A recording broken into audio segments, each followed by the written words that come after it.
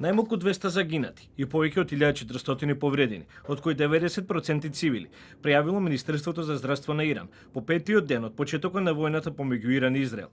Од израелските власти, пак само во последното деноноќие се пријавени најмалку 8 загинати по серијата ракетни напади на цивилни објекти, меѓу кои американската амбасада, зашто се огласи американскиот конзул во Тел Авив, кој издал наредба за затворање на амбасадата од безбедносни причини.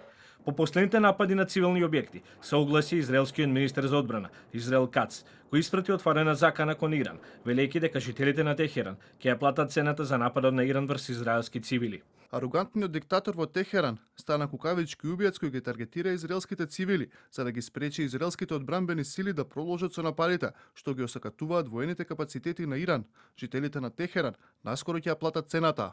Ескалацијата на Блискиот Исток ги предизвика светските лидери. Конфликтот помеѓу Иран и Израел да го стават највисоко на агендата на самитот на Г7 во Канада. Председателката на Европската комисија, Урсула фон дер Лајен, смета дека Техеран во ниту еден случај не смее да развие нуклеарно оружје. Според неа, дипломатскиот договор е најдобро решение, но сепак, председателката на Европската комисија не повика на итем прекин на огнот.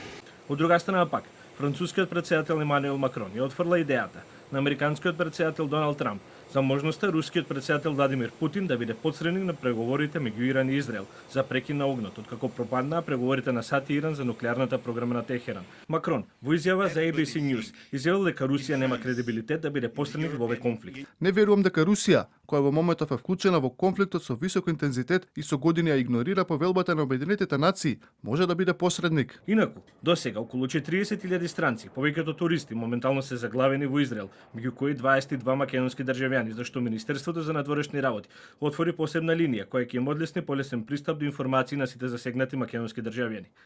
Конфликтот помеѓу Израел и Иран предизвика и сериозни последици врз глобалната економија, а се очекува зголемување на цените на електричната енергија и горивата, додека пак доларот бележи најголем пад во последните 3 години.